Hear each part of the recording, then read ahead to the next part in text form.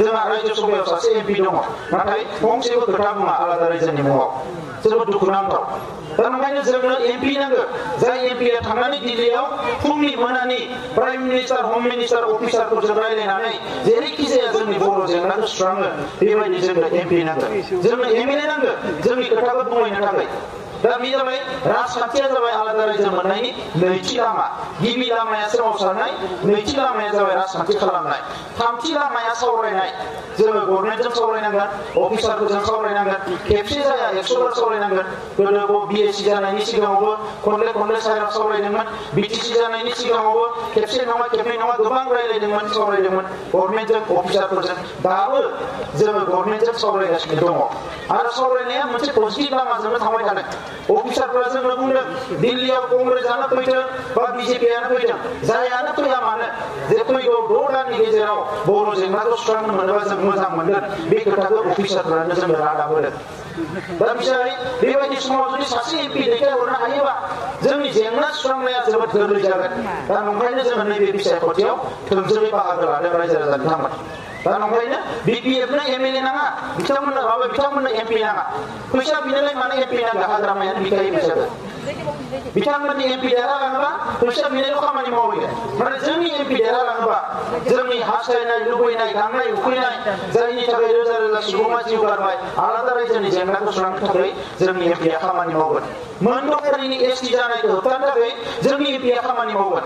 दाख्लैबावै MP नङाबाबो उर्खाव गोरा ब्रह्म जों थांनानै दिल्लीयाव गोबां एमपिफोरखौ गुबुन स्टेटनि एमपिफोरखौ लोगो हमनानै बेखौ होबथानो थाखाय जों खामानि मावहैदों आरो जों जाफुंसार जादों रायजोफोर बिथांमोना बिनानै मोनासै जों नाथाय होबथानानै बिथांमोनाबो बन्द रेलि खालामबाय गोबां बायदिसिना रेलि खालामबाय आन्दलन खालामबाय उनाव जों होबथानायाव साक्सेस जादों जों दा बेखौनो जों मावनो थाखाय जोंनो एमपि नांगोन दा बेनिखायनो रायजोफोर सोलायनायखौ बयबो लुबैदों बर'आल' नङा गुबुन हारियाबो लुबैदों दिनै बिथांमोननि 17 बोसोरनि सासन बिपिएफनि बे 17 बोसोरनि सासनाव मा मोनखो मा मोनाखै गुबुन हारिफ्राबो हिसाब खालामदों बिथांमोना जोंनिख्रुइ आरो सांग्रांसिनबावसो थांनाय खेबसेयाव बिथांमोननि माने 12-13 बोसोरनि सासनाव जेबो मोनासै होननानै सोलायनानै हिरा सरनियाखौ एमपि नांगौ होननानै बिथांमोना होबाय उनाव नुबाय जे हिरा सरनियाथ' आरो जेबो रोंबावा बिपिएफआथ' मावा नाथाय हिरा सरनिया जेबो रोङा दा बेखौ नुनानै दिनै गुबुन हारिनि मानसिफोराबो जोंजों लोब लोब ओंखारदों क'क्राझार बाक्सा जेराव गुबुन हारिनि मानसिफोरा नैबे जायगायाव बारा गैया हिसाबै दिनै गैया गुबुन जायगायाव मेल मिटिं खालामोबा दिनै बेंगलिफोरनिफ्राय लानानै मुसलमानफोरनिफ्राय लानानै गुबुन हारिफ्रा लोब लोब ओंखारदों जोंजों आरो बिथांमोनाबो बुंदों जे एबार सोलायनायखौ नांगौ आरो जों नुखाबाय इउजि ब्रह्मआ देरहानाया सिउ जाबाय मानोना 80% बर'आ भट होगोन होनना जों मिथिजोबखाबाय ओंखायनो जोंनि भटखौ नस्थ' खालामालासिनो जोंबो होदेरनानै इउजि ब्रह्मखौनो देरहाहोनानै बेवहाय मोनसे मोजां थासारि लाबोनांगौ बेखौ गुबुन हारिफ्रा जोंजों रायलायगासिनो दङ आरो नङाबा दिनै बावैसो बांगालावल' जालांनायनि उनाव बिथांमोननि आफादफोरा जोंनि खाथियाव साफैनायनि खुनु जुक्ति गैयामोन बिथांमोना दिनै बुजिनो हाबाय सोरजों थाफायोबा मोजां सोलायनायखौ मोनगोन आरो सोरजों थाफायोबा मोजां सोलायनायखौ मोननाय नङा बे खोथाफोरखौ बिथांमोना बुजिबाय दा बेनिखायनो गोनो गोथो जानाङा मानगोनां रायजोफोर बिजनि ओनसोल बर'फोरनि गेजेराव बिजनि ओनसोलानो आबादनि बिथिङाव गुबुन गुबुन बिथिङाव जथेस्थ' जौगानानै दङ आरो बेखौ जोङो मोजाङै लाखिनांगोन आइजोफोराबो सांग्रां जानांगोन जोंनि न'खर संसारखौ थिग मथे दैदेनलांनायाव आं बेखौ खावलायबाय आरो हाबा हारिमुखौ बयबो लाखिनांगोन बयनिख्रुइ गोनांसिना जाहैबाय जे गावबा गावनि गथ'फोरखौ मोजाङै लेखा फरायहोनांगोन 1 नाम्बार गोनाङा आरो देहाखौ एसे बयबो जोथोन ला जोंहा आबादारियानो जाथों हाजिरा मुजिरा मावना जानायानो जाथों देहाफोरखौ जोथोन ला जोंनि मानसिफ्रा बिराद नोरजिया जालांबाय लोरबां जालांबाय जानाय लोंनाया थिग दङना गैया मा जों गथ' खौरां लानो हाया जाहैबाय दा बेखौ आङो नुनानै एसे साननाया बोरैबा दुखुनांथाव मोनदों मानसिफोरनि मोखांफोरखौ नुनानै जे मानसिफोरनि सेहेराया माने सावस्रिया बिराद लोरबां जालांबाय बेखौ जाहाथे बयबो जोथोन लायो आरो ओरैनोबो माने इन्टारनेसनेल रेकर्डआवनो क'क्राझार जिल्लाया इनफान्ट मर्टिलिटि उन्दै गथ' जोनोम जानानै थैयो बेयो इन्डियायावनो 2012 सानाव हाइएस्ट क'क्राझार डिस्ट्रिक्टआ हाइएस्ट थैग्राया आरो मेटारनेल मर्टिलिटि जायफोर गथ' जोनोम होनाय आइजोफोर थैयो बिसोरनियाबो जोंनियाव क'क्राझारावनो सबसे गोजौआव दङ दाबो चिराङाव एसे मोजां जाबाय बेबायदि गोबां मानसिफ्रा थै गैया एनिमिया बेमार दङ हिमग्ल'बिन गैया दा नैफोर खामानिफोरखौ बिथांमोना मावनांगौमोन सरकाराव जिरायनानै सरकाराव जिरायना माखौथो मावनांगो बेफोरनो खामानि नङा होमबा जोंनि मानसिफ्रा मा अबस्थायाव गोलैदों सेंग्रा सिख्लाफोरखौ ट्रेनिं हो दाउ अमा फिसिनायनि ट्रेनिं हो साख्रि होनो हायाखै जों मानिबाय साख्रि होनो हायाखै खिन्थु नों गुबुन खामानिखौ मावनो हायो 100 कोटी थाखा लानानै 600 कोटी थाखा लानानै बोसोरसेयाव नों बेफोर खामानिखौ मावनो हायाबा माखौथो मावनो साप्लाय होनानै जाजोबो आरो सानैसो सिख्लाफोर थिकादार बानायदों दा थांना सोंहैयोनो जे माबा चेयार टेबोल नांगौ नामा होननानै साप्लाय होनो ओरैबायदि साप्लाय होबाय माबा जायगायाव न' सिङाव दोननो जायगा गैला बाहेरावनो जाबजोबना दोनदो चेयारफोरखौ बहाबा नुदों फैसायाल' मोननांगौ आरो बेबायदि अबस्था दा नंखायनो रांखान्थि जौगानायनि खुनु आसनि गैया बिथांमोननियाव आंथ' बेखौनो चेलेन्ज खालामदों दिनै 5 बोसोर बिथांमोना 15 बोसोर सालायबाय 12 बोसोर जुदि जों सालायनो मोननांगौबा बेयावहाय खमसे खम लाख मानसिफोरखौ जोङो गावनि आथिङाव गसंनाय खालामनो हायो आरो जोंनि मानसिफोरनो खोब बारा माबा माबि नङा आइजोफोरा बयबो अमा फिसिनो गोरों बयबो दाउ फिसिनो गोरों दाउखौ माब्रै फिसिदों बेखौ 100टा फिसिनो हानाय खालामनांगौआनो जाबाय बिनि थाखाय बारा नाङा 5-10 हाजार थाखा होनांगोन एसे ट्रेनिं होनांगोन बास अमा फिसियो आइजोफोरा माब्रै अमाखौ गावनो फिसिनो हायो 10टा फिसिनायनि बेबस्था खालामना होबानो जाबाय रांखान्थिया गाबोननो जौगाबोगोन न'खरा बेखौ खालामना होबानो जाबाय दिनै ना गुरनो गोरों नानि बायदिसिना माने गोबां आइटेम बानायनो हायो बेफोरखौ एसे ट्रेनिं होबानो जायो हेबलाफोरखौ बयबो रोंखागोन बेखौ एसे फोरोंना होबानो जायो एफा लन होबानो जायो गासिबो दंजोबखायो बेवहाय बेसर मोनो लेबु गायो गासिबो दंजोबखायो जों इन्डास्ट्रियेलाइजेसनसो खालामनांगोन बेफोरखौ खालामनो हानायनि जेबो गैया खालि फैसा जोंखौ बुंदों फानबाय होननानै गावहा मा खालामखो नरेन्द्र मदिया 2014 क'क्राझाराव बेवहाय मा खालामखो 1000 कोटी नांगोन बेयो 1000 कोटी अब्लासो बिजेपिजों लोगो जागोन 1000 कोटी जेला नरेन्द्र मदिया गावनि खुगाजों फुसख'बासो 1000 कोटी खर'आ गरम जाबाय बेहा लोगो बिजेपिजों लोगो जाला होनबाय बे उनाव थांनानै आरो अमित शाह फैबाय बुजायबाय 1000 कोटीखौ होगोन बा थान्दा जाबाय एसेबां मोजां खाबु मोनदों भारतनि प्राइम मिनिस्टारानो फैदों खमसे खम बुंनोनो जोंनो सेन्ट्रेल इउनिभार्सिटिखौ लुना होनांगोन IIT होनांगोन जोंनो इन्डास्ट्रि बानायनानै होनांगोन जोंनो रियेल इन्डास्ट्रि मोनसे हरनांगोन जाहाथे जोंनि मानसिफ्रा खामानि मावना जानो हायो गोबां बिया लाना होयो बेजों जेबो गैया 1000 कोटी लागियाव डाइरेक्ट फैसा नांगौ फैसानि बादै जेबो मिथिया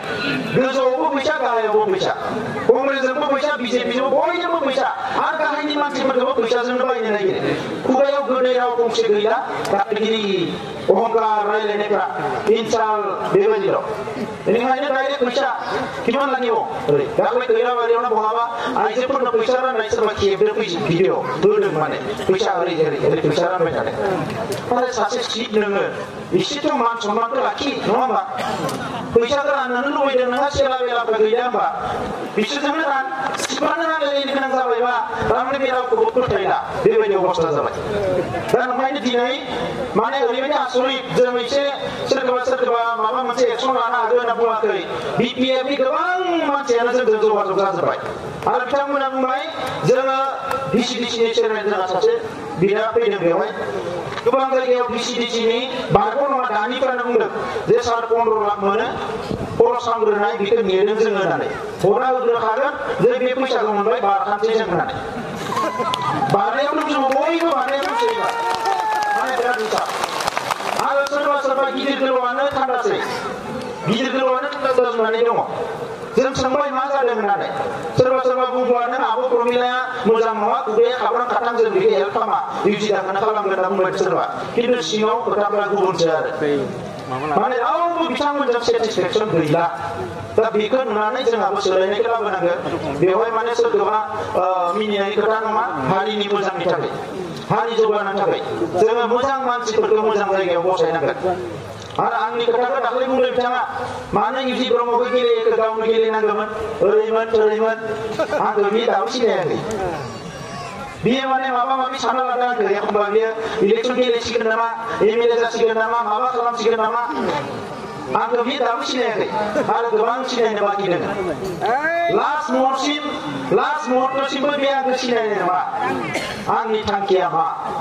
आरो आं बिनो खोन्थायाबो खामानि मावनानैसो खोन्थागोन दा बिनि गेजेराव मोनसेया जाहैबाय आलादा रायजोनि जेंनाया जोंहा पास जोबनांगोन आरो बिनि थाखाय जों खामानि मावगोन बर' जातिखौ थगायनो हानाय जोंनियाव बिगोर गैया जोङो जेरैबायदि न'खराव जोनोम जानानै फैदों जि थासारिखौ आङो मोनबोदों बे थासारियानो आंखौ उन्दुलांनो होआ जोङो जेब्लायसिम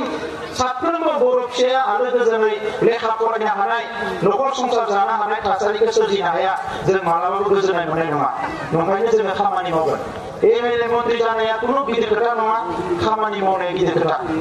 दा नंखायनो दिनै आसामनि सोर दलालिङा गासैबो दलालिङा जों टिकेट होगोन जों फैसा होगोन देरहा मन्त्रि होगोन मोनफ्रोमबो इलेक्सनाव बेबायदि अफारा फैयो दा बेफोरो जोंनि थाखाय गिदिर खोथा नङा फार्स्ट हारिखौ नायनांगोन जोङो बे हारिया बेसेबांबा खस्थ' जानांबाय बे हारिखौ उद्धार खालामनांगोन बे हारिनि आइ आफा रायजो राजाजों गोरोबनानै खामानि मावनांगोन बे जोंनि मोनसे बिराद गिदिर डिउटि ओंखायनो आं गावखौनो खोमानो नागिराखै एमएलए मन्त्रि जानानै गोमालांनो नागिराखै गाबोनो जेंनाया जोब्बाय गोरिब गुन्द्रा रायजो राजाफोरजों लोगो नांनानै दुखु सुखुनि खोथा रायलायनानै जों बयबो समानै जौगालांनायनि हाबाफारि मावनोबो मानसि नांगौ जोङो दा बेफोर खामानिखौ जों मावगोन दा गोबां खोथा बुंला रायजोफोर जोबोद मोजां मोनबाय लोगो मोननानै आङो खावलायबाय गथ'फोरखौ मोजाङै लेखा फरायो आरो आखल आखु सोरनिबा न'आव नांलाय खमलायफोर दङबा बेखौ बन्द' खालामनांगोन आरो गथ'फोरनि आखल आखु दानायखौ जोबोद गोसो हो माने देरनानै जाहाथे गथ'फोरा गाज्रि जाया दा एभारेज गामियावथ' मोजाङानो गामि ओनसोलाव जेसेबां जोंहा गथ'फोर दङ लाइमोनफोर दङ एभारेज मोजां नाथाय टाउन सहराव थांग्राफोरनि माखासे रेकर्डआ मोजां नङा